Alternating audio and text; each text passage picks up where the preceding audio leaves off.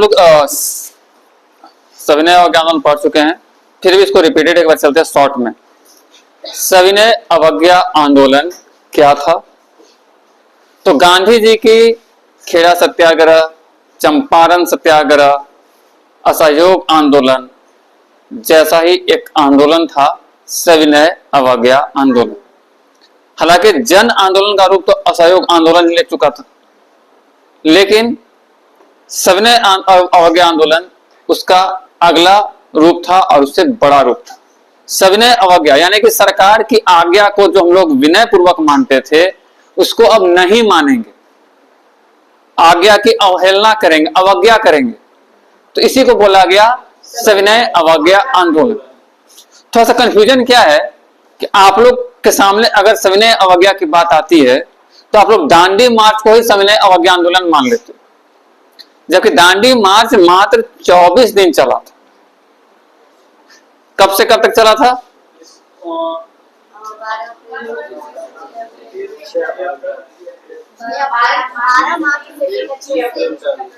हाँ, 12 अप्रैल से नहीं, 12 मार्च से 6 अप्रैल तक।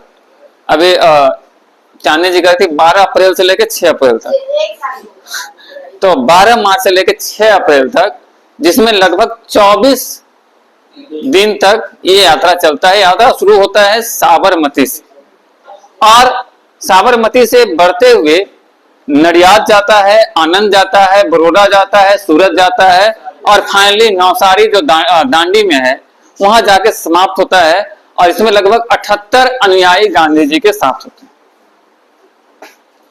77 अनुयायी और खुद गांधी जी, यानी कि जो यात्रा करने वाले लोग थे ये 78 थे। खैर, सविनय अवज्ञा आंदोलन क्या था?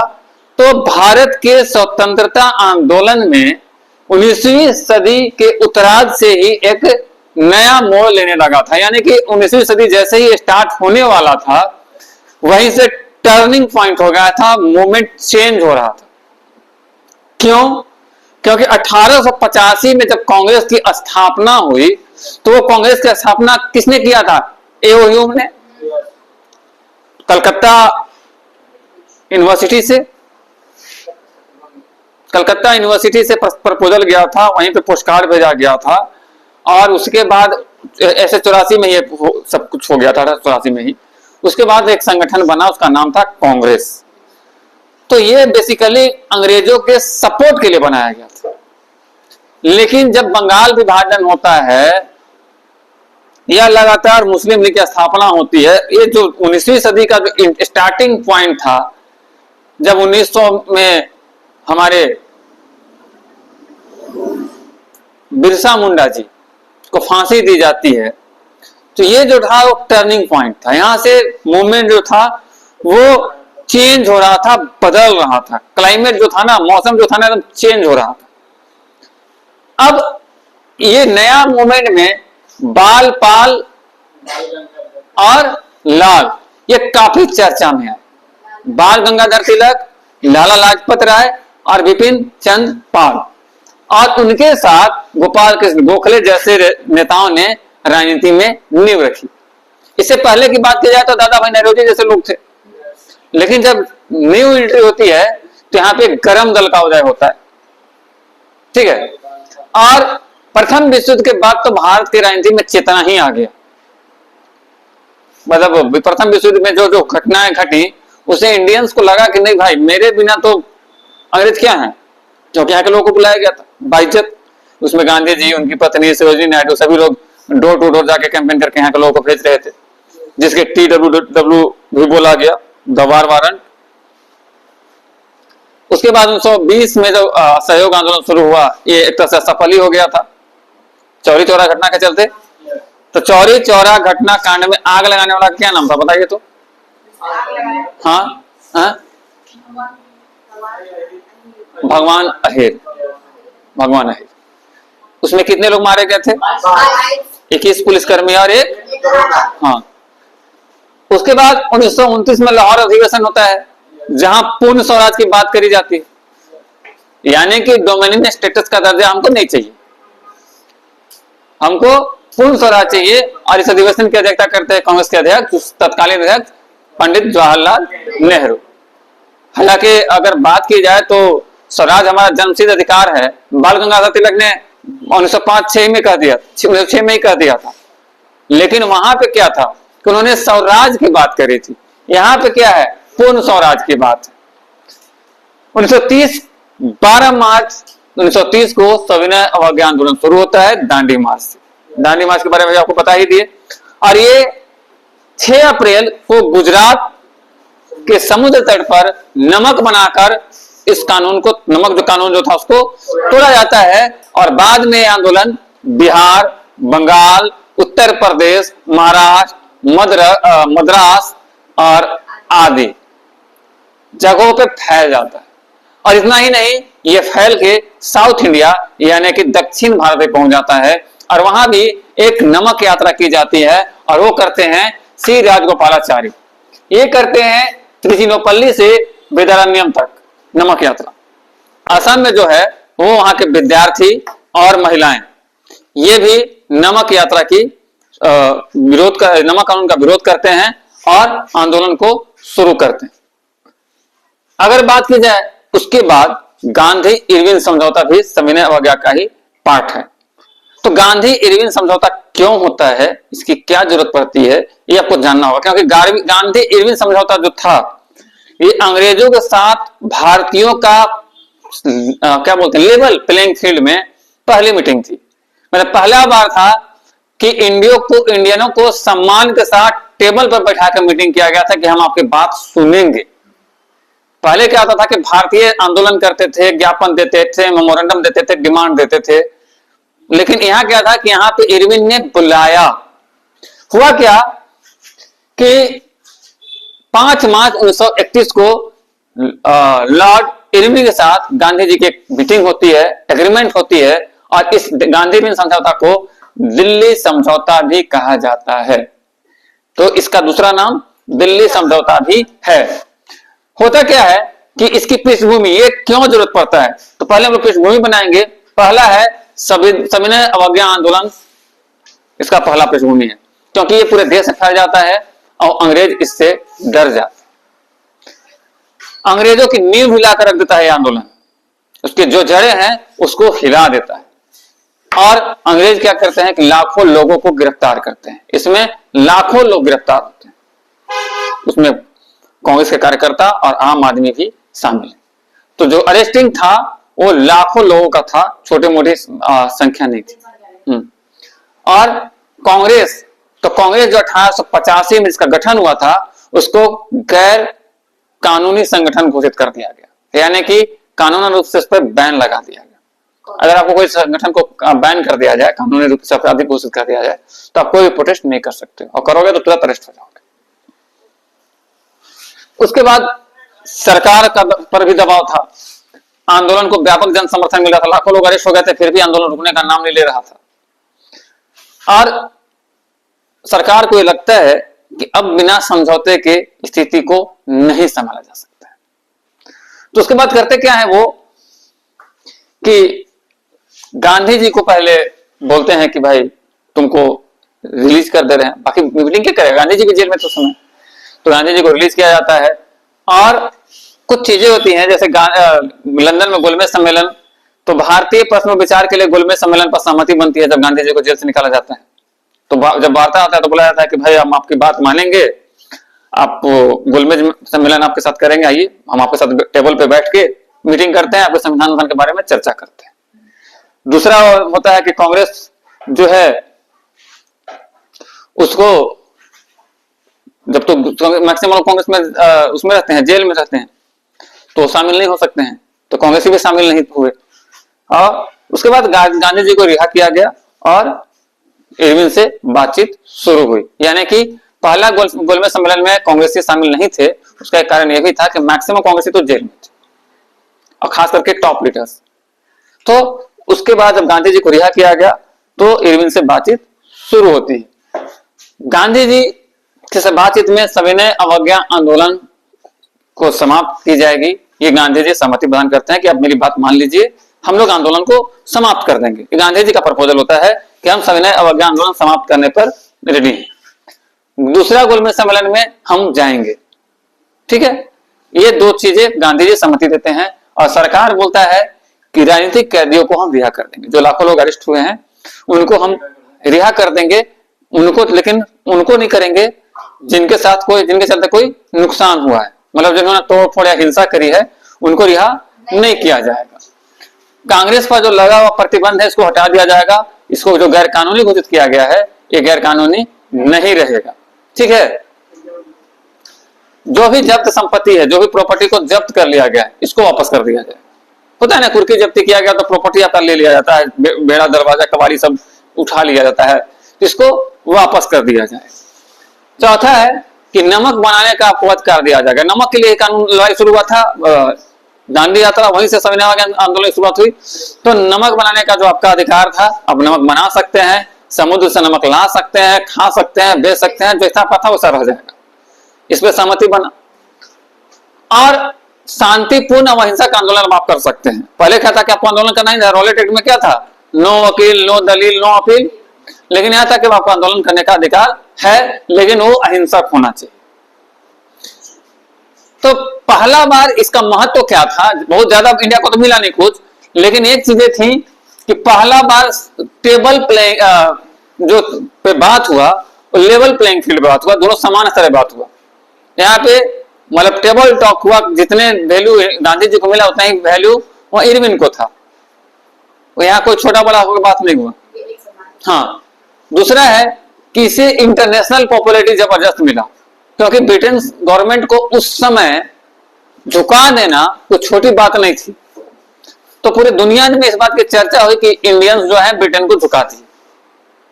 तो अंतरराष्ट्रीय लेवल पर इस आंदोलन को बहुत ज्यादा पॉपुलैरिटी मिली, ख्याति मिली।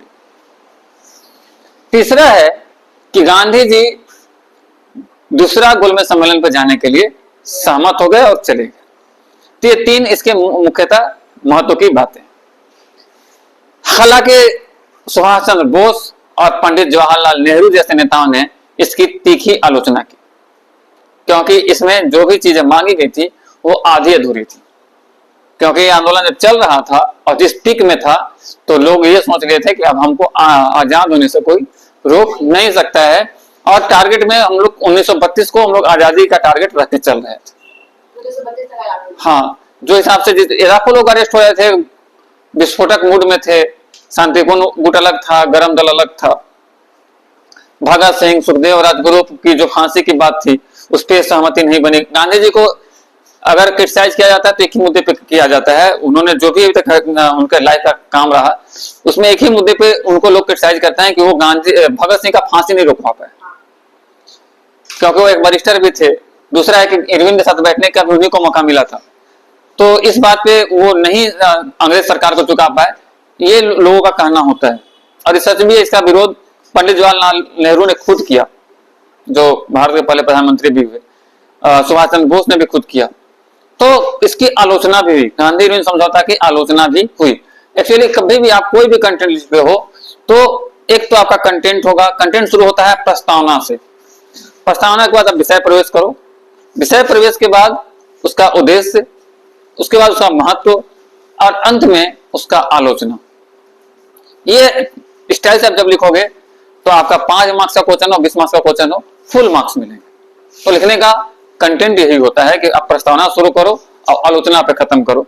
ठीक है, और अगर उसके बाद भी अगर आपको लगता है तो आप निष्कर्ष पे भी जा सकते हो, कंक्लूजन भी लिख सकते हो। अब आते हैं पूना पैक्ट। तो पूना पैक्ट कब हुआ था? 2391 यानी कि 1932 में। 24 सितंबर 1932 को गांधी जी और भीमराव अंबेडकर के बीच नर्मदा जेल पुणे महाराष्ट्र में एक समझौता होता है। समझौता क्या होता है? तो वो होता है कि दलितों को राजनीतिक प्रतिनिधित्व मिलना चाहिए। जो हमारे दलित हैं, शोषित हैं, पीड़ित हैं, उनको पॉलिटिकल प्लेस मिलना चाहिए। और इसके लिए गांधी जी और अंबेडकर जी के बीच बात होती है और समझौता होता है। इसमें क्या होता है कि भाई साइमन कमीशन भारत आया, कब आया था? 1927 में साइमन कमीशन भारत आया था। उसमें एक भी इंडियन नहीं था। इंडियन को प्रतिनिधित्व मिलना चाहिए था ना, डेलीगेशन मिलना चाहिए था। गोलमेज सम्मेलन 1930-32 जो था उसमें अंबेडकर ने अलग निर्वाचिका की मांग की थी कि हमें अलग चाहिए। तो इस पे बात हुई कि भाई तुम अलग कहां जाओगे, बंटवारा सही बात तो है नहीं, तुम मेरे साथ रहो, तुमको तो यही मिलेगा। अब तीसरी बात कि जो कम्युनल अवार्ड का घोषणा किया गया था 16 अगस्त 1932 को ब्रिटिश प्रधानमंत्री रामसे मैकडोनाल्ड के द्वारा, इसका भी चर्चा करना। कम्युनल अवार्ड था क्या? क्वेश्चन आता है 12th में, तो 5 नंबर का क्वेश्चन आता है, और आप लोग आगे जाओगे तो एक क्वेश्चन 20 नंबर का आ जाता है। कम्युनल अवार्ड क्या था?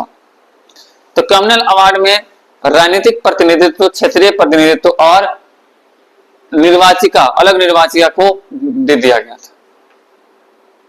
मुस्लिमों को दे दिया गया था, दलितों को दे दिया गया था, सिखों को दे दिया गया था, ईसाइयों को दे दिया गया था, क्योंकि अंग्रेजों की पॉलिसी थी फूट डालो और राज करो। तो इतने पार्ट में तोड़ देना चाहते थे इंडिया को कि 1947 में इंडिया आजाद है, 48 में जाके बोले कि मालिक हमारा से नहीं संभरी, रेलवे चलाऊं। हालांकि उनको इंडियंस का अंदाजा नहीं था कि इंडियंस अपने देश को अच्छे से चला सकते हैं, और सदियों से चलाते रहे। तो कम्युनल अवार्ड के बारे में भी ये बातें हुई, और गांधी जी कम्युनल अवार्ड के विरोधी थे, और वो बोले फास्ट अनटू डेथ। उन्होंने अनशन की घोषणा कर दी, और 20 सितंबर से लेके 26 सितंबर तक वो अनशन पे रहे, लगभग 7 दिन जेल में ही। 24 सितंबर को जब अम्बेडकर से बात हो गई तो 26 सितंबर को वो अनशन तोड़ते हैं। ठीक है, जेल में ही वो अनशन पे चले गए थे, क्योंकि उनका कहना था कि कम्युनल अवार्ड बिल्कुल गलत है। तो कम्युनल अवार्ड कब आया था? डेट 16 अगस्त 1932। किसने लाया था? रामसे मैकडोनाल्ड, ब्रिटिश प्रधानमंत्री। अब इसका शर्त क्या था? तो जो ये पूना पैक्ट हुआ 24 सितंबर 1932 को, इसकी मुख्य शर्त थी, वो थी कि अलग निर्वाचिका को खत्म किया जाएगा। ये जो आप अलग अलग कर रहे हैं ये नहीं, आप हिंदू निर्वाचिका में आ जाओ, आपको वहां पर आरक्षण हम दे देंगे, आपको सीट ज्यादा दे देंगे, लेकिन आपको हिंदू में ही रहना होगा। यहाँ पे क्या थी ना कि जैसे दलित एक अलग धर्म हो जाएगा, मुसलमान अलग धर्म हो जाएगा, सिख अलग हो जाएगा, ऐसा अधर्म के नाम पर रिविजन कर दो। गांधी जी बोले कि भाई आपको अलग निर्वाचिका नहीं दी जाएगी, आप हिंदू निर्वाचिका में शामिल हो जाओ, आपको जो चाहिए मिलेगा। वहीं से आरक्षण की शुरुआत होती है। आरक्षण की नहीं वही पूना पैक्ट से ही पड़ती। और आरक्षित सीटें जो 71 थी शेड्यूल कास्ट के लिए, उसको बढ़ा के 148 कर दिया गया, और उनको कमिट किया गया कि शेड्यूल कास्ट के लिए हम 18% रिजर्वेशन देंगे। बाद में संविधान बनने के बाद वो कंटिन्यू कर गया था, तो 18% रिजर्वेशन देंगे। और लेकिन वो कहां, वो सिर्फ केंद्रीय विधायिका में, बाद में तो वो सब जगह फैल गया है, लेकिन वो केंद्रीय विधायिका में 18% आरक्षण देने की बात कही गई। उसके बाद दोहरी वोटिंग, तो बोला गया कि भाई दलितों को 2 वोट देने का अधिकार होगा। एक तो उनका जो रिजर्व सीट का कैंडिडेट होगा, दो दलित प्रत्याशी होंगे उनको वोट देगा, और एक वोट जनरल को भी देगा। तो यहाँ पे उनको दोहरी वोटिंग की व्यवस्था की गई दलितों के लिए। और यह भी बोला गया कि सामाजिक सुधार के लिए काम किया जाएगा। आप लोग पिछड़े हैं ही, दलित शोषित है ही, आपको पढ़ने का, खाने का, जो भी व्यवस्थाएं होंगी, कोशिश किया जाए कि आपको सोशल जस्टिस मिले। ये 4 मुख्य शर्तें थी पूना पैक्ट की। कोई क्वेश्चन किसी को नहीं है? ठीक है। पूना पैक्ट के बाद होता है गोलमेज सम्मेलन, राउंड टेबल मीट, और ये होता है लंदन में, और लंदन के सेंट जेम्स पैलेस में। तीनों मीटिंग, पहले बता दूं कि तीनों का तीनों मीटिंग फेलवर रहा, असफल रहा। एक ही बैठक सफल नहीं होता है। चलिए जानते हैं क्यों। पहले तो आपको परिचय दे दें, तो गोलमेज सम्मेलन का परिचय यह है कि उसका स्थान जो था लंदन सेंट जेम्स पैलेस था। गोलमेज सम्मेलन की संख्या 3 है, और उद्देश्य था कि भारत के संविधान के निर्माण में भारतीयों को भी शामिल किया जाए। यानी कि भारतीय लोग संविधान नहीं बनाए, भारतीयों को शामिल किया जाए, संविधान अंग्रेज बनाएंगे। ठीक है, यहां पे हो गया। पृष्ठभूमि क्या थी? तो साइमन कमीशन भारत आया तो उसमें इंडियन का एक भी इंडियन नहीं था, इसका विरोध भी हुआ था, साइमन गो बैक का नारा भी लगा था। विरोध के बाद अंग्रेजों ने भारत के संविधान बनाने का वादा किया था। तो पहला गोलमेज सम्मेलन होता है नवंबर 1930 से लेके जनवरी 1931 तक, लगभग 2 महीने चलता है।